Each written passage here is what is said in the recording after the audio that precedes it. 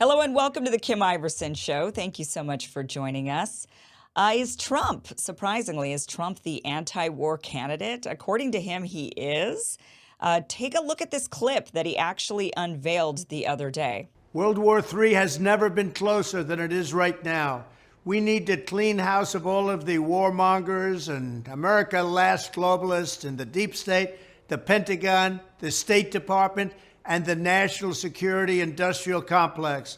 One of the reasons I was the only president in generations who didn't start a war is that I was the only president who rejected the catastrophic advice of many of Washington's generals, bureaucrats, and the so-called diplomats who only know how to get us into conflict, but they don't know how to get us out. For decades, we've had the very same people, such as Victoria Nuland and many others just like her, obsessed with pushing Ukraine toward NATO, not to mention the State Department support for uprisings in Ukraine. These people have been seeking confrontation for a long time, much like the case in Iraq and other parts of the world, and now we're teetering on the brink of World War III.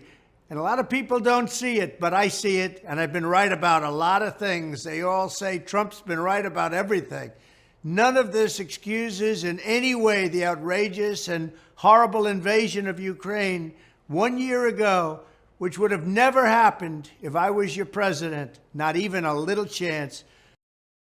All right, with us now is Christian Parenti. He is an investigative journalist, also a professor of economics at John Jay College. Recently wrote a piece for The Gray Zone titled "Trump Against Empire. Is That Why They Hate Him?" Christian, welcome to the show. Great to see you. Great to see you. Good to be with you.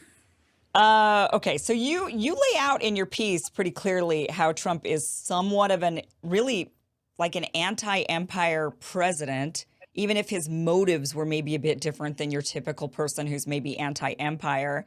So do you think he is actually the anti-war president?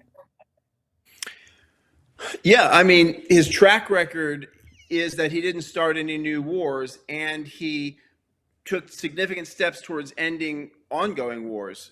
He withdrew half the U.S. troops from Iraq. He withdrew half the U.S. troops from Afghanistan, and he negotiated, or his administration negotiated, the end to that war. Even though the Afghan withdrawal took place under Biden, that was all conditioned on this long process of negotiation that the Trump administration had done, and it would have been a much bloodier and more chaotic withdrawal had that agreement not been in place. He also withdrew troops from Somalia, almost all of the troops from Somalia. He withdrew large numbers of troops from Syria. People are more familiar with the fact that the remaining troops were then redeployed to where Syria has oil. It has a very limited amount of oil, produces only about 300,000 barrels a day, and that's all for internal consumption. He refused to escalate in Libya.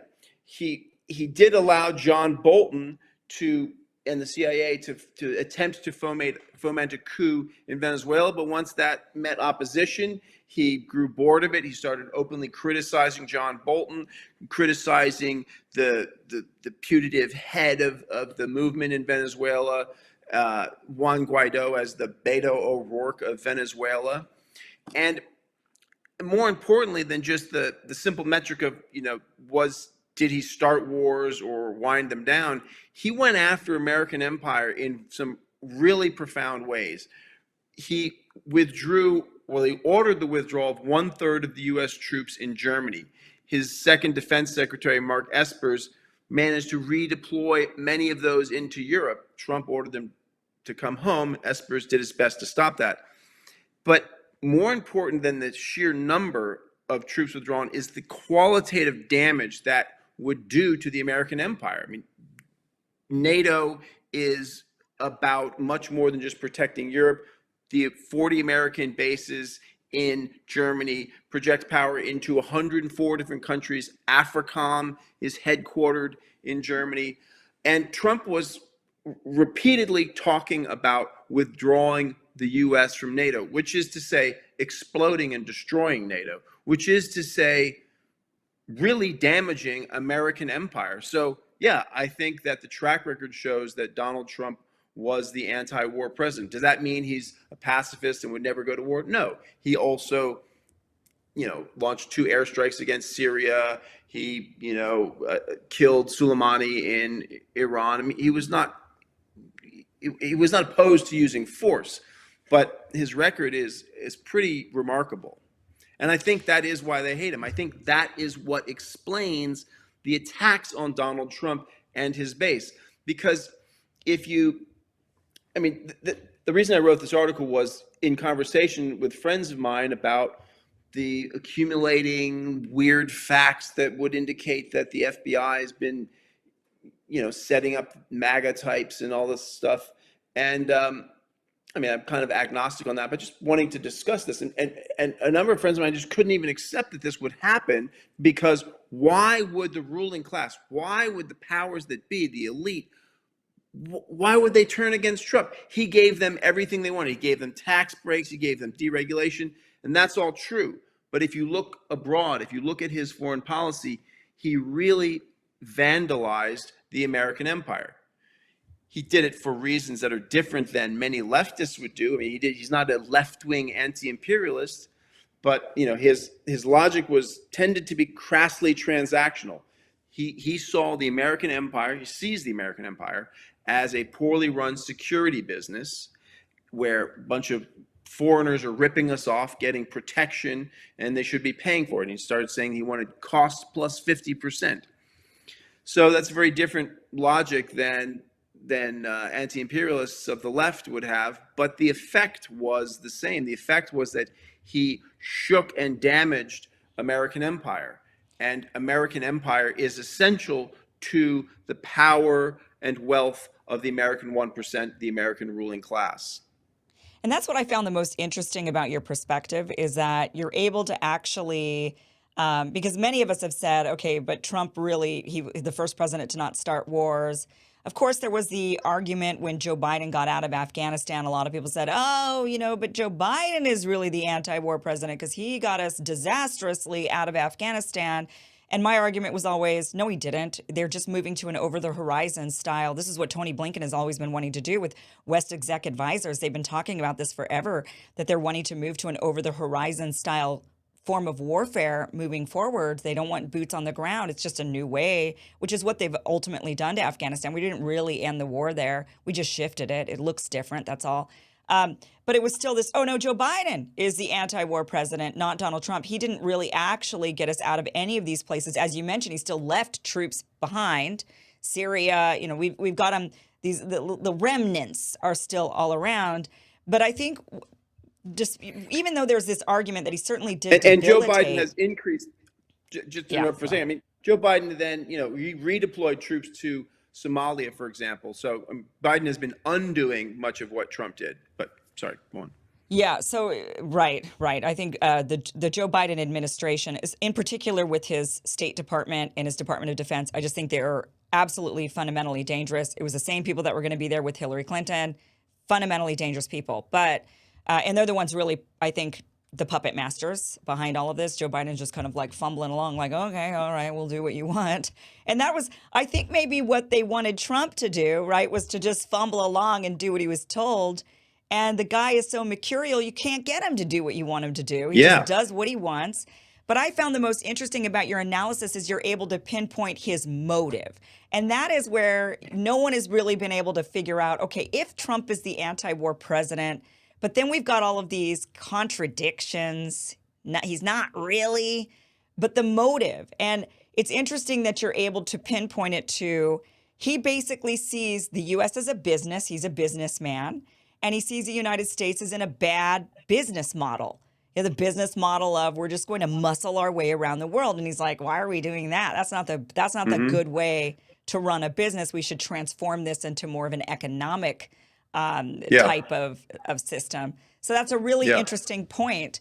Do you think then, he's obviously going up against Joe Biden here in 2024. If it comes down to those two candidates, which it may, is Trump the better candidate, I guess, is what a lot of us who never would have dreamed of voting for Donald Trump. I'm sitting here thinking, he'll get me this time. I never voted for the guy before, but maybe this time he might get me if it comes down to those two. Yeah, I'm not prepared to advocate voting for Donald Trump, but Right. I do think that the track record is pretty clear given this proxy war in the Ukraine, which Joe Biden is all in favor of. That Trump is the anti-war candidate, at least. His policies in terms of the environment and workers' rights and stuff like that are definitely much worse than Joe Biden's.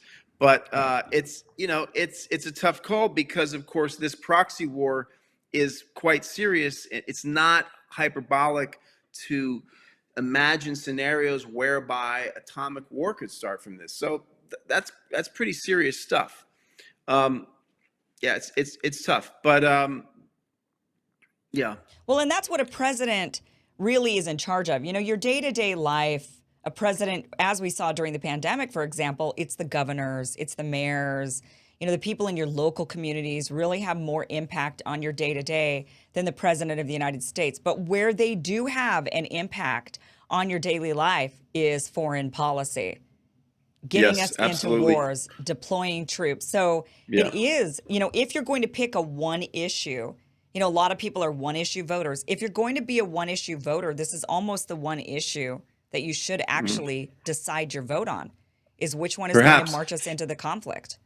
Yeah. Another thing about his motive that I didn't really highlight in that article is that he's got his, transactional sensibility, but he's also a very intuitive politician, and he can read where people are at, and he's aware of the fact that his base does not like these wars, not because they're progressive anti-war people, but because they live in heartland America and it's crumbling around them, and you don't have to be that up on the news to know that America is sending billions upon billions of dollars overseas, and people wonder, what is this about? And also, it's sort of, the working and middle class of heartland America whose children are out fighting these wars. And so he knows that his base doesn't like American empire. They don't Yeah. have a left-wing critique of it, but basically they like the military, and they think America is great and all that, but they don't understand and they don't approve of why there isn't investment in at home, why FEMA isn't in East Palestine, Pennsylvania, Ohio, moving people out of this toxic zone, and why there's endless amounts of resources going overseas. And so another part of his motivation that I didn't really deal with in that piece is that he understands that his base is anti-war to some extent. Right. Yeah. I mean, while he's actually in East Palestine, Ohio, Joe Biden is over in Ukraine and Poland giving more money to the war. And Trump is saying, hey, he's eating with them at McDonald's. He's like pushing them through the crowds. I know this menu better than probably all of you as he gets to Right. McDonald's. And he's really, connecting with that base that says, why isn't the president here? Why is he all the way over there? It's really fascinating. But at the same time, he was the one that rolled back the regulations on those train brakes. So it's kind of like, Yeah. and that's Yeah. so sort of And he did caused, a lot of other, there's a lot of other bad deregulation he did. He rolled back mercury emission standards. All sorts of stuff. So Right. yeah, he's not a great guy. He wasn't a great president, but on this one issue, he's definitely superior to Joe Biden. And I think the reason that the powers that be fear him so much is that is the realm in which they couldn't control him. It's often said by conservatives, why do they hate Trump? It's because they can't control him. But then the question is, well, how can't they control him? Because he actually gave them a lot of what they wanted. He Yeah. basically handed much of domestic policy over to the Koch brothers' agenda, putting Betsy DeVos in charge of the Department of Education, for example. But it's on the foreign policy issue where they simply could not control him. And there's a vignette in the article about how the Joint Chiefs of Staff, who are some of the most powerful men in the world, have a meeting with Trump at the Pentagon in this super secure room, and they explain to him essentially what American empire is, how it works. Basically, that it's not a security business, that it's much more than that. And he is unimpressed. And he says to them, we spent $7 trillion in the Middle East. They're ripping us off. Where's the fucking oil? Right. Right. That was the moment Exactly. where it's like, wow, we are not going to be able to convince this guy, intimidate this guy, bamboozle and steer him in some direction. He is on his own out there. And when he was asked once by a journalist, where do you get these America First ideas? What's this all about? And he said, I don't know. I've always had these ideas. So I think it's very genuine with Trump, Yeah. even if it is rooted in a kind of crass transactional sensibility. It's very real for him. He does not like the deep state. He does not like the military industrial complex, even as he loves the military and it, is a super patriot and all that sort of stuff. So the biggest question then, you point out that the security state has interfered in 2016 and in 2020 in a variety of ways. Maybe the suppression of Hunter Biden laptop, the Russiagate hoax, right? 2024, are they going to meddle again?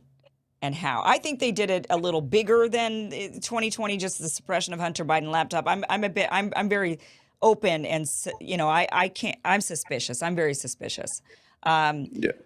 But 2024, you think they're going to do it again, and this guy is just not going to get back into office?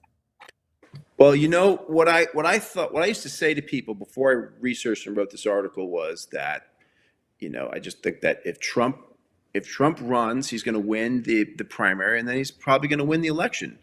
But having written this article, I convinced myself, and I think they're going to do everything they can to prevent him from getting his hands on the levers of American empire again.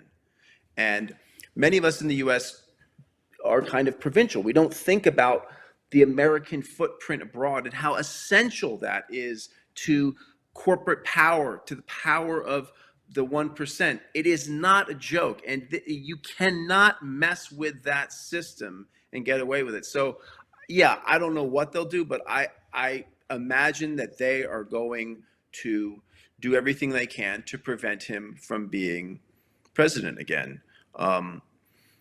Yeah, who knows? But that's what my instincts would tell me. Yeah. Such a democratic society we live in. I mean, but yeah, I mean, if they're not prepared to whack him Kennedy style, there may be limits to their overly complicated, Rube Goldberg schemes. And I mean, if things go terribly wrong with the Ukraine war, and there's some confluence of events that make the anti-war element of Trump's message really salient for American voters, it might be impossible for them to prevent him from getting reelected. But my instinct was, in writing this piece, I tried to put myself in the place of people up in the CIA, FBI. I mean, imagine you're one of these people and you watch this guy doing this stuff and you think America's leadership is good and vital, et cetera, et cetera. I mean, wouldn't you then do everything you could to stop him? What are a few laws in the face of the most important, vital empire in world history, right?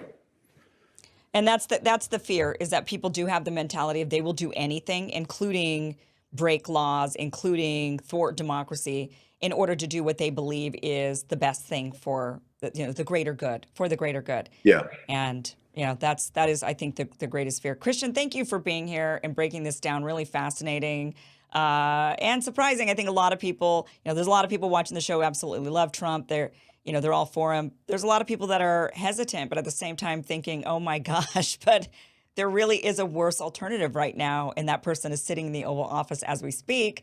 So, it's kind of this crisis that people are dealing with internally with what are they going to do come 2024. Right. So it's really fascinating. So thank you so much for being here, and really great article. Trump against, the article is on the Gray Zone, Trump Against Empire. Is that why they hate him? Christian Parenti, author of many books, professor of economics, investigative journalist. Thank you so much for being here. Thank you, Kim. Good luck with everything.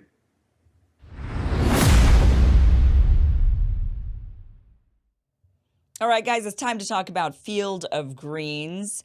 I love this stuff, actually. It is this wonderful powder. It is made out of whole fruits and vegetables. You mix it into your ice water, or you can sprinkle it onto food, and it gives you your daily dose of all the fruits and vegetables that you need. It's really difficult to get all of our fruits and vegetables into our diet, and maybe you're really busy, or you're just craving something else and you don't want to eat all those fruits and vegetables, and so you're like, oh, not right now.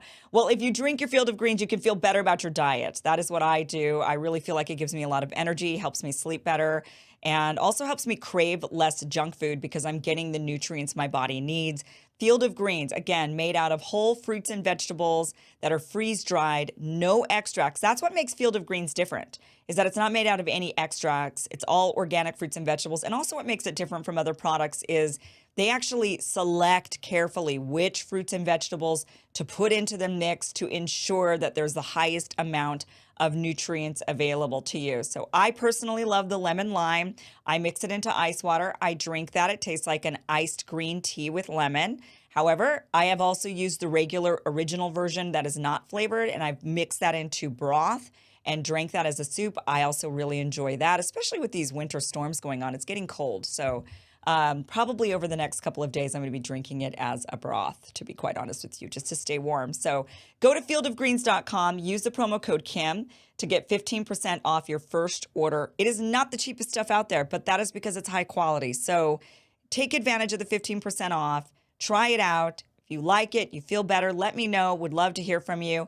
Fieldofgreens.com, promo code Kim, 15% off your first order.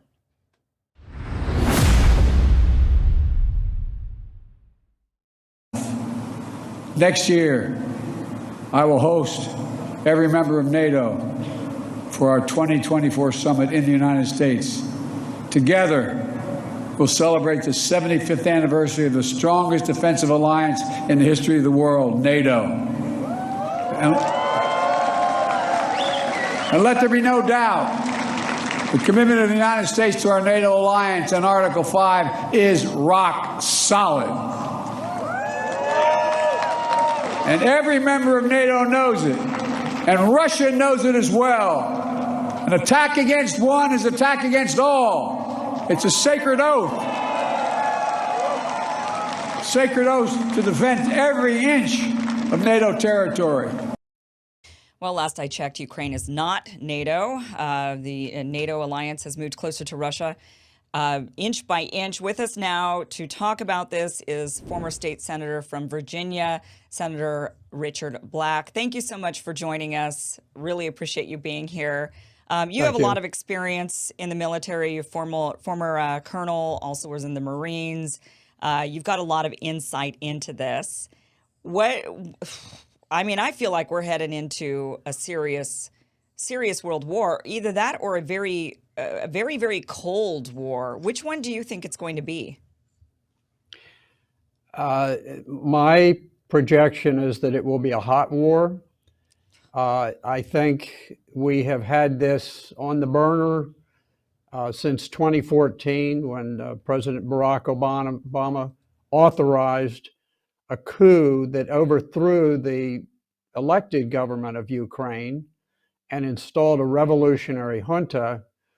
Afterwards, we began flooding them with very advanced weapons. We built up a very robust Ukrainian armed forces, and they commenced a war against the Russian-speaking areas on the border, but principally the Donbass Republic.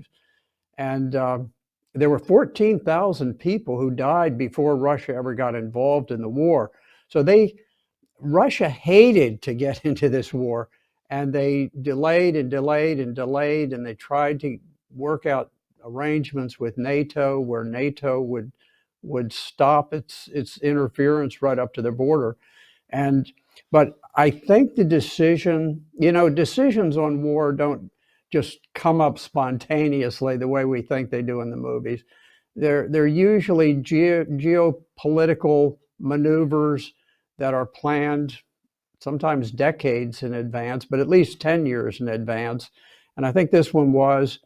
And where it leads us now is we've seen this inevitable escalation where we debated, well, will we send, certain weapons there? And we've gone from missiles and we've gone to HIMARS guided rockets, and now we're up to tanks. It seems fairly clear to me we're going through this little two-step propaganda movement where we're saying, well, we really don't want to send the jets, but other people want to send the jets. Eventually, we're going to send the jets. Just last night, I ran across an article where Britain is going to provide advanced cruise missiles with a range of 180 miles so that these things can be put on the Russian border. We can actually attack deep into Russia itself. And, you know, at a certain point, you say, okay, what's the next thing? The next thing is tactical nuclear weapons.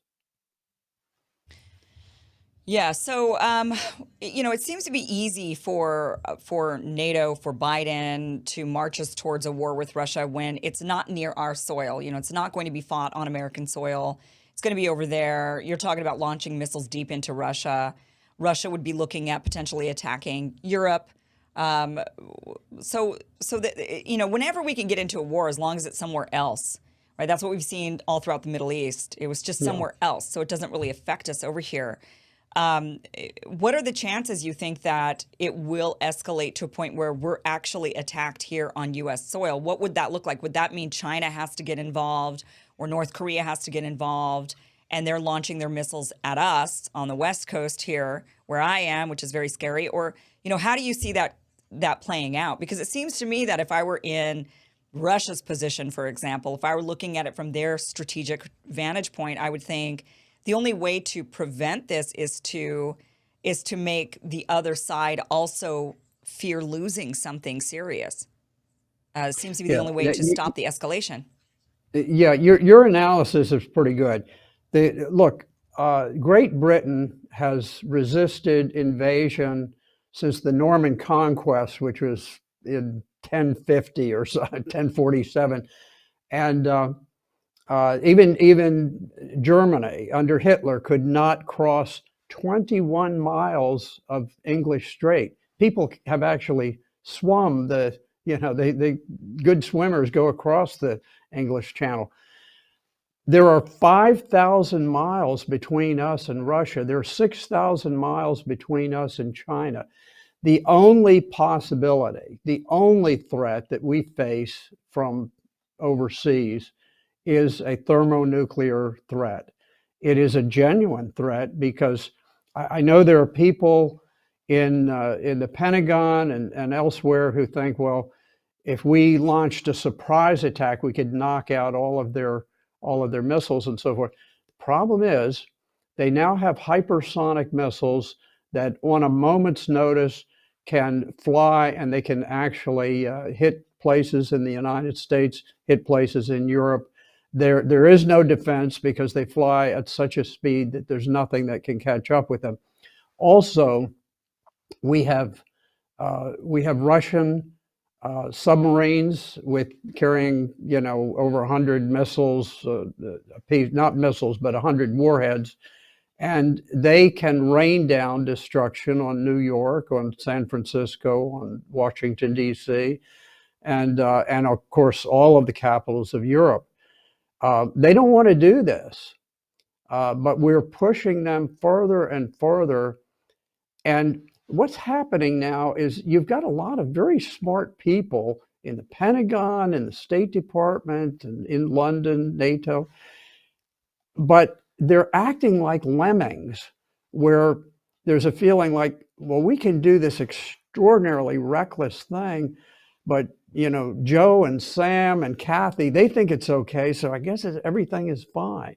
And meanwhile, we're charging across a cliff like the lemmings, everybody thinking, well, everybody else says it's okay, and the next thing you're over the cliff.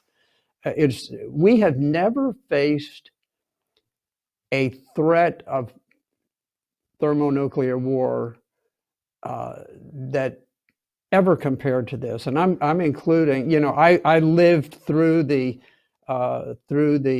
Cuban Missile Crisis. I actually saw troops moving through the state of Florida to go and invade Cuba.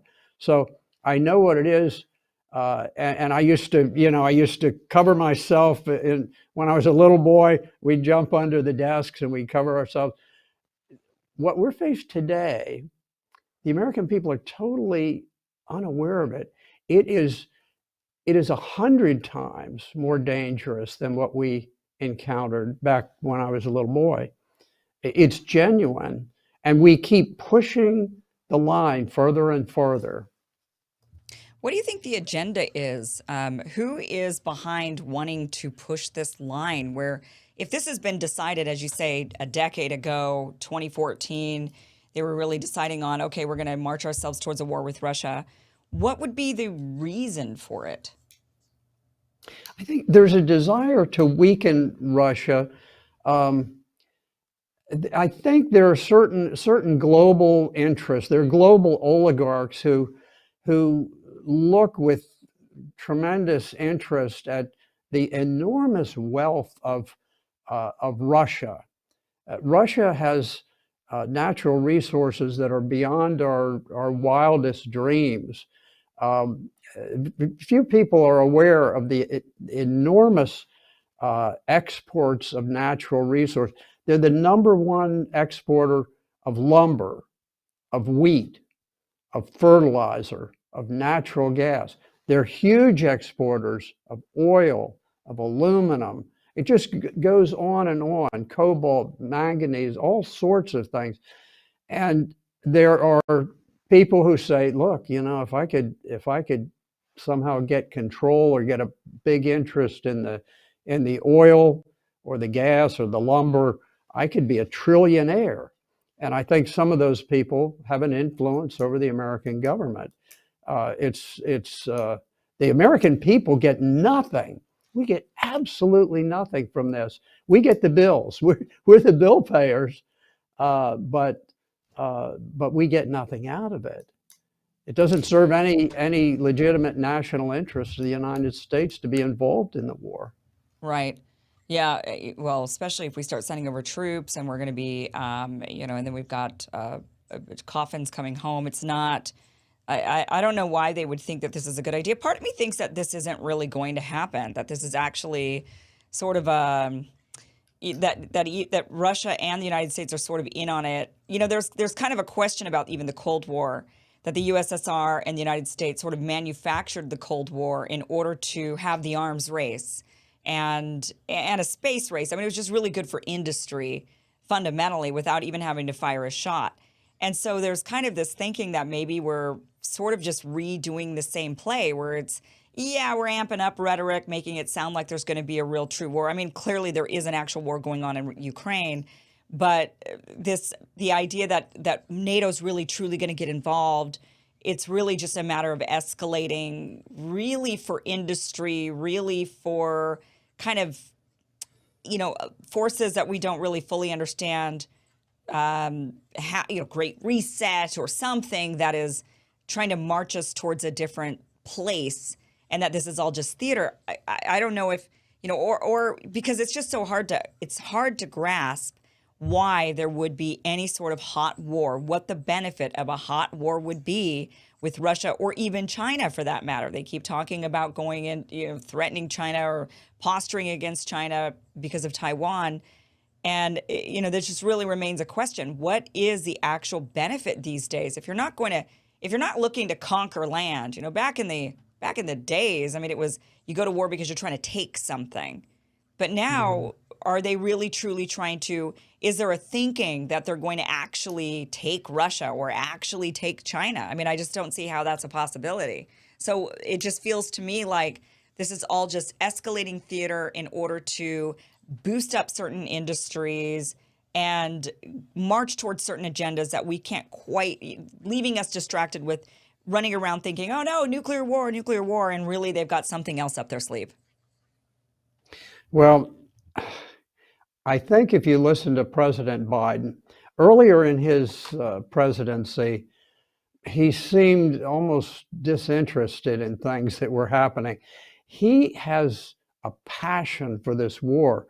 And you listen to the speech that you just played.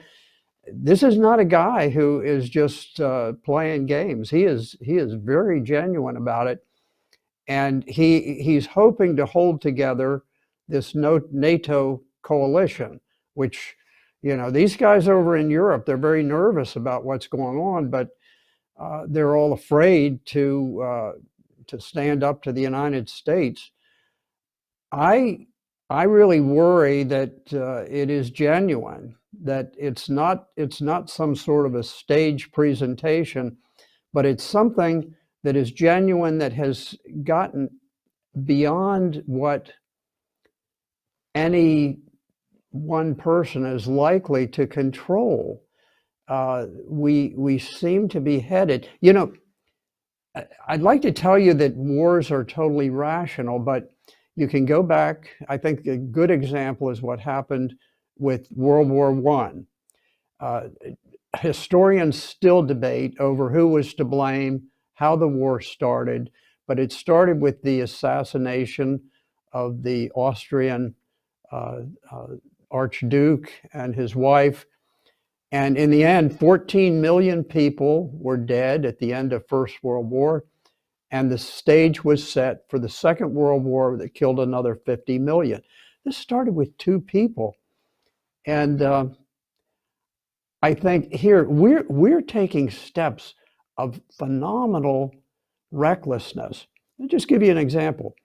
The United States was involved in sinking the flagship of the Black Sea Fleet, the Moskva, named after the capital of Russia.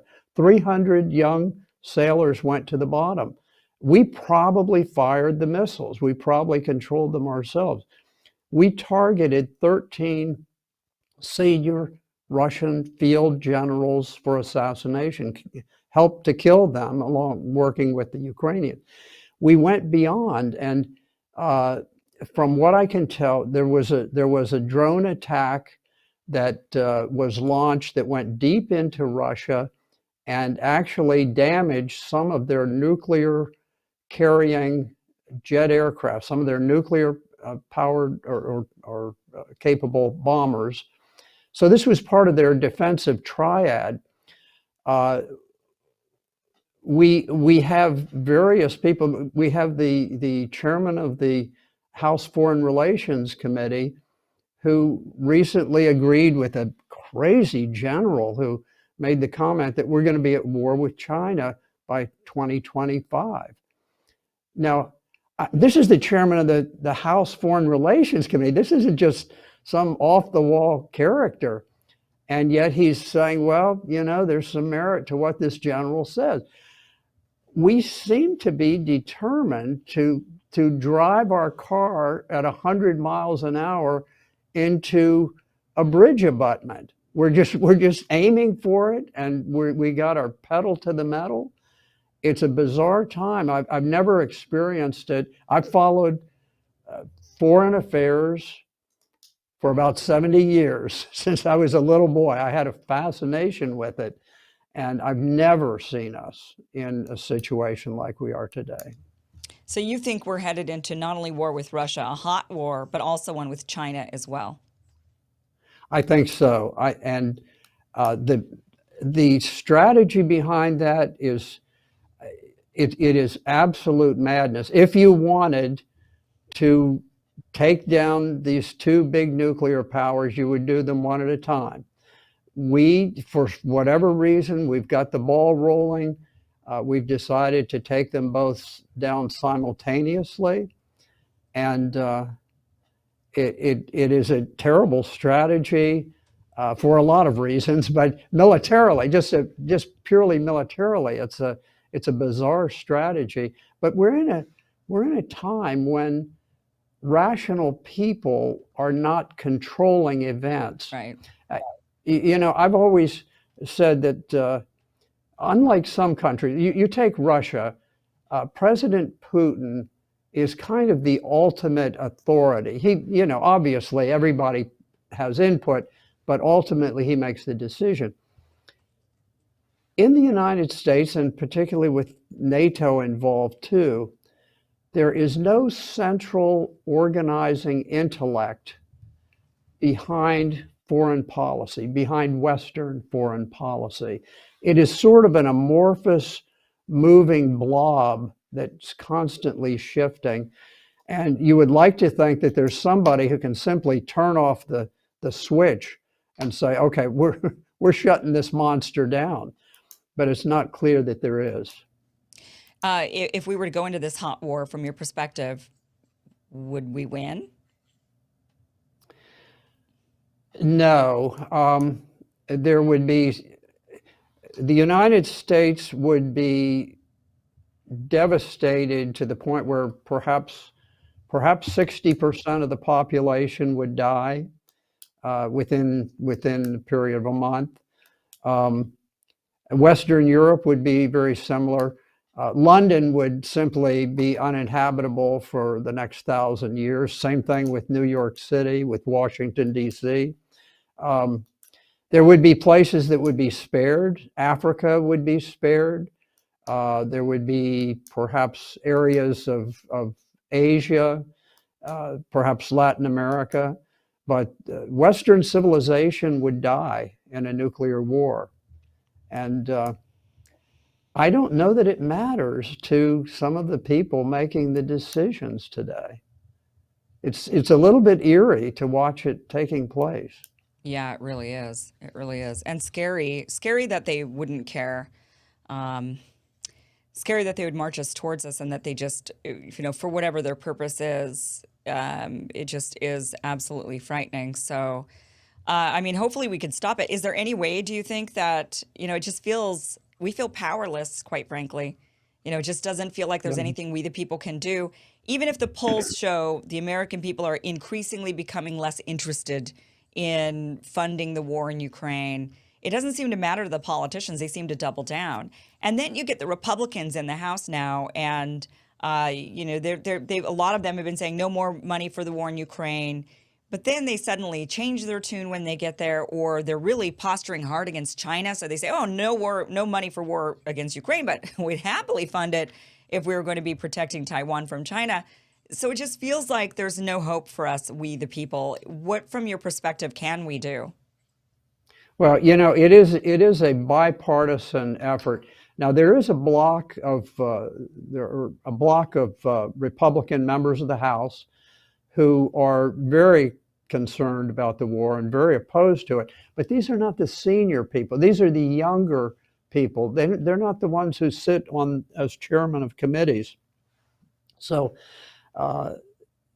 there's not a block of resistance. In the Democratic Party, there also was a group that actually sent a letter calling for an end to the war.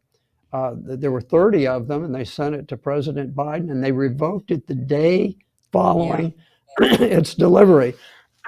So I think what we need to do is, just through people like you, we need to get the word out what the level of danger is, and that there's no sense from the American perspective.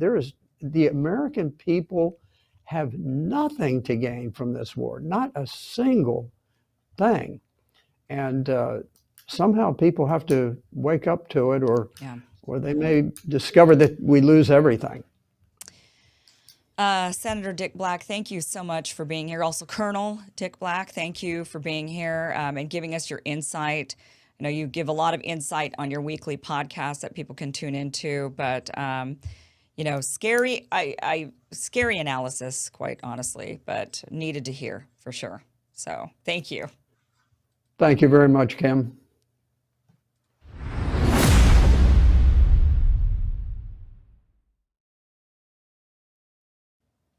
Well, a lot of people in the city of New York are not happy with Mayor Eric Adams. I know here in the state of California, a lot of us are not happy with Governor Gavin Newsom. Same thing in New York, Kathy Hochul. There's a lot of governors, a lot of mayors. A lot of us are really unhappy with. Here in California, we tried to get rid of Gavin Newsom through a recall. Didn't work. With us now is Joy Newball. She is a medical freedom activist, was arrested last year in a museum for not showing proof of vaccination. She was let go from her job in the teaching profession for, again, not willing to show proof of vaccination. now is actually taking on the task of potentially getting rid of Mayor Eric Adams in New York in a very creative way. Joy, welcome to the show. Hi, thanks so much for having me, Kim. Okay, so inquiring minds are wanting to know, how are you guys going about potentially getting rid of Eric Adams in a different way? You know, we tried recall out here in California with Newsom, but you're saying to me that there's a completely different mechanism that you're using to try to get rid of the mayor of New York. Right. So in New York City, especially with all public servants, we have a process where we can hold public servants accountable. And that process in New York City is called a summary inquiry. Now, all public servants, from the mayor, city council, governor, even the president, they all swear an oath. They swear an oath to the Constitution. And when you have your public servants locally, whether it's state or city or county, they take an oath to the state and to your local documents. So in New York City, we have a New York City charter that governs the 5 boroughs that public servants are supposed to follow. And in that charter, there's what we say is a remedy. It's the summary inquiry. So a summary inquiry is a judicial process which allows men and women to hold public servants accountable, to have an investigation, to look into how they violated their oath. So for us, we use the administrative process, which anyone can use, and we handle our court in the private. Amongst the men and women, we served Eric Adams notices. We contracted him to his oath, which is the first step. We contract him to let him know we're accepting his oath of office to the Constitution and to the Charter. And once he violated his oath, which he did on day one, by continuing the mandates and continuing, show your vaccine status, and with firing, city employees and workers and restaurants and so forth, he violated his oath. So we sent him a notice to let him know that we are abreast of what it is that you're doing and we're hoping that you change. He didn't respond to our notices. We gave him opportune time to come into compliance. Then we sent our second notice, which is a notice of violation to cure. He did not respond to our notice. We gave him ample time. We what we call act in clean hands, which means that regardless of how much we don't like you, we want you to do the right thing. So we're waiting for you to come into compliance. And he did not come into compliance. So then we sent him our third notice, which is a notice of default. Still didn't respond. And once he did not respond to that in the time that we gave him, we took all of our notices, which many men and women have signed and sent over, and we took them into the courts, because the courts are supposed to handle these situations when men and women come and say that there is an issue, especially with our public servants, especially with our government.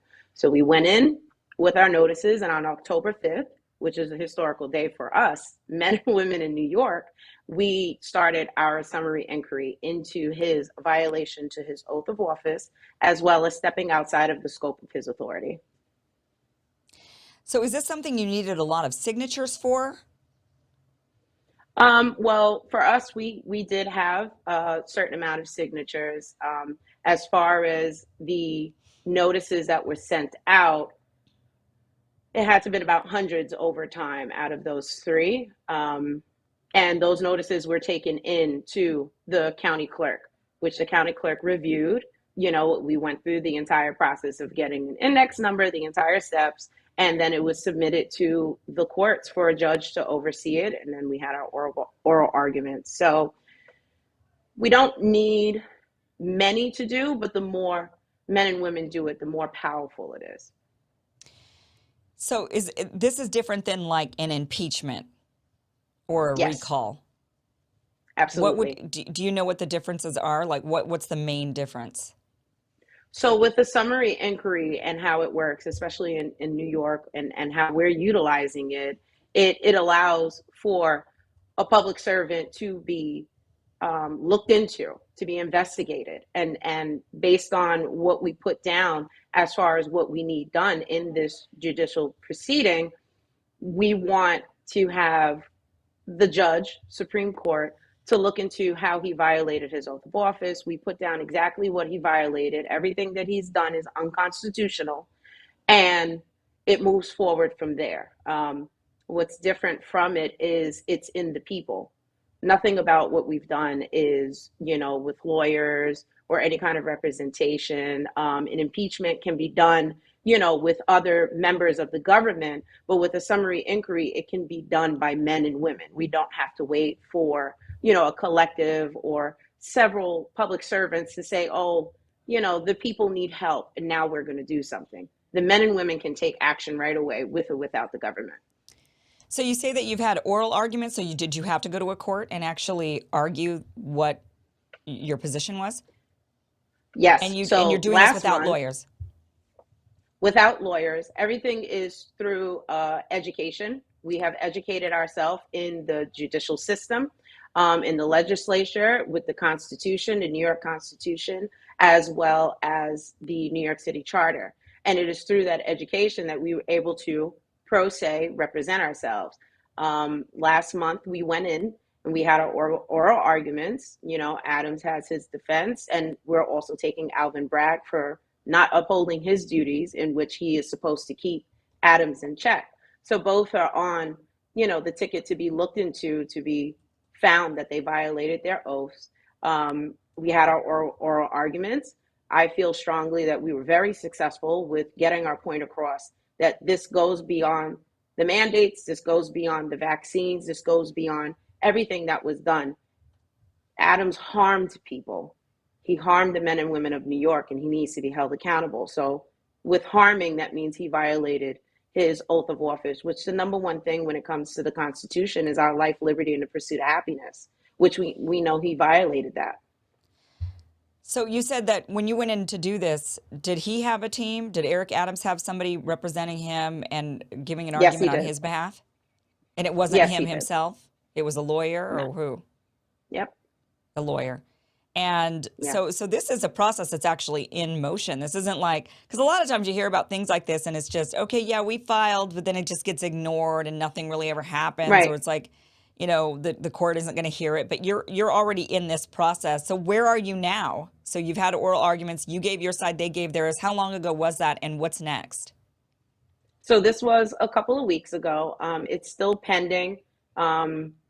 We will eventually find out once the judge, I guess, goes through what she needs to look over the documents and look over everything and, do her best to follow the law, which is what they're supposed to uphold. Even judges, they're supposed to uphold the law, which is Constitution, which is, Right. our laws.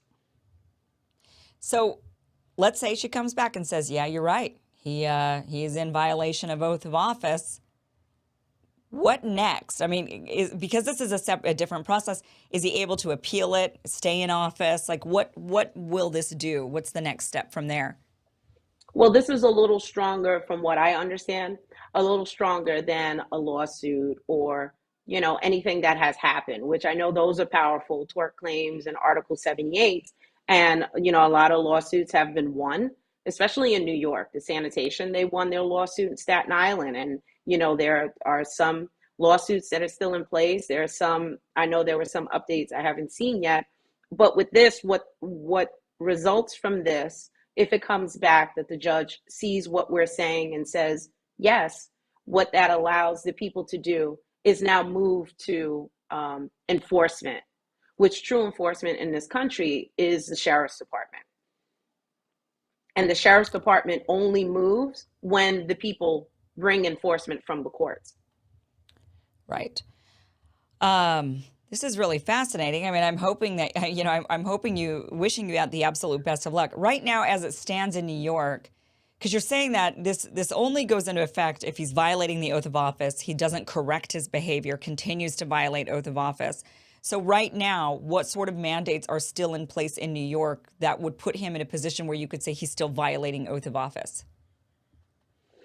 I don't know if it's because I stay inside so much or, stay away from anything social or as far as working. I'm not working. I'm not sure what mandates are still in place. I know that he, went on the news saying that if he has to put things back in place, he will. That would be considered a violation. But because he violated his oath of office on day one, he is considered holding a seat that is not his. And that's why we have taken the steps that we've taken.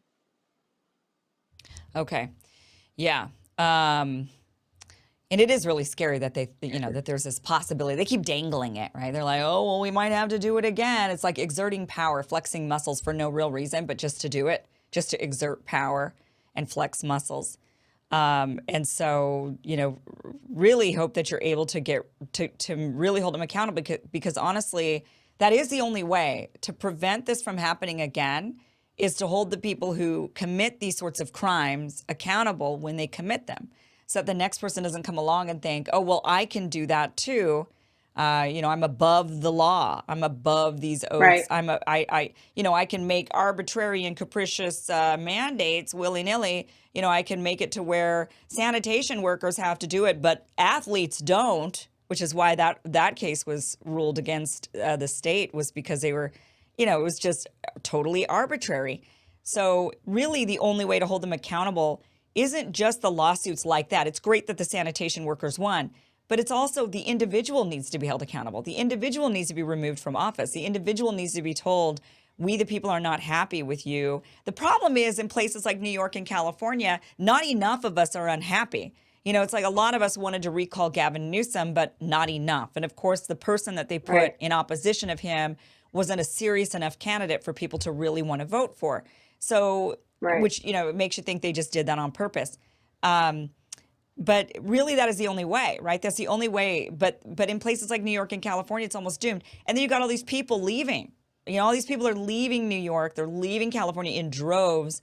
And it's all the people that would be voting alongside us or would be making these demands. So now we're just leaving these ultra blue liberal centers, these ultra blue liberal hubs where they just run amok. The only option is to leave. And that's the really unfortunate part. Unless, I guess, you can pull something like this off. So, now I know you have more tricks up your sleeve and you don't. Yeah. I can relate to the leaving aspect. My mother and grandmother had to leave. My brother was able to get out. He retired sanitation. He was able to get out, before everything started rolling in place, and just watching family one by one just leave. So, I have a small support system here, but they had to leave. Like, it was hard. My grandmother was in a nursing home. It was terrible. My mother, trying to get health care and trying to do things, she had to leave. Yeah. And they went to Florida because, yes, it's better in the aspect that you Everyone's don't going. Right. you don't have to worry about, having your rights violated, but no one should have to leave. Like, the people should be able to stand their ground, but that takes, education, and that takes, coming together, which I know the rallies that we've had have proven, to build that like-mindedness, and then the education comes in, and hey, we can all handle this, and take every one of them for violating everything. Well, that's what we can certainly hope. I wish you the absolute best. As I was saying, I know you've got more tricks up your sleeve. You don't want to reveal all your cards, so that's totally fine. Because we wish you the best of luck and we want you to have success. So by all means, go for it. Keep us posted with how things are going. Absolutely. Really appreciate you. Appreciate all of your efforts. Really, you're fighting the fight. Truly, and that is a really wonderful thing, Joy. Thank you so much. Is there anything people can do to help you? Do you have a website? Is there anything? Yes. So the assembly, who, the members like myself and the other counties that are in New York, we have a website, nydejure.info. That's nydejure.info. And then I'm also a part of New York Freedom Rally, which is a huge grassroots organization that has been boots on the ground since the end of 2020. They have a Give, Send, Go /NYFR. And they're just trying to raise money to help, people who have lost their jobs, build communities, start homeschooling pods, any little bit helps. And they have been great.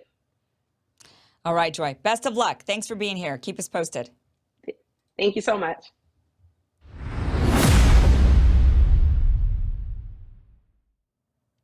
Well, as you've heard from tonight's show, we might be really marching into a hot war. We've got mayors, trying to run our lives with mandates. We've got, it's just, things are crazy out there. So now is a good time to think about your future. Think about not relying on what the government is doing and whether or not they're going to be propping up the economy, tanking the economy, the dollar. We don't even know what's going on with that. So investing in gold is something you should really be thinking about. Investing in precious metals. I'm a big fan of this personally. Precious metals are something you're able to take with you in the event of a catastrophic crisis. And it's everybody recognizes it. It's not like the US dollar that may or may not be worth something, or some other currency that may or may not be worth something as you travel around because there's some sort of, World War III or nuclear event or something. So gold is something that people can actually recognize. So I'm a really big fan of investing in gold, and Birch Gold makes this really easy to do. You can get physical gold and precious metals. You can get an IRA, that is an IRA in precious metals. You can convert your IRA or your 401k into an IRA in precious metals. Birch Gold helps you do that. All you've got to do is go to birchgold.com/Kim to get your free info kit. You'll talk to a precious metals specialist. They will answer all of your questions. They will walk you through the entire process. And it's really easy to do when you work with Birch Gold on this. They've got an A+ rating with the Better Business Bureau. Lots of people really are very satisfied with their services. So if you're really thinking about, oh no, what's coming up, because things are getting pretty scary, then now would be a time to maybe even be thinking about getting into precious metals, changing up some of your investments, not putting all of your eggs in one basket, diversifying your portfolio. This would be a good time to do it, I think, as we see ourselves escalating into places we don't really want to be escalating to. So once again, go to birchgold.com/Kim to get your free info kit on how you can start getting yourself into the precious metals world to protect your future, or to at least secure it a bit better, diversify some more. So again, birchgold.com/Kim for your free info kit. All right, guys, that is it for tonight's show. Thank you so much for joining us. Really, eye-opening, enlightening. If you have any comments, you want to make a suggestion, you can email into the show, kim@kimiverson.com.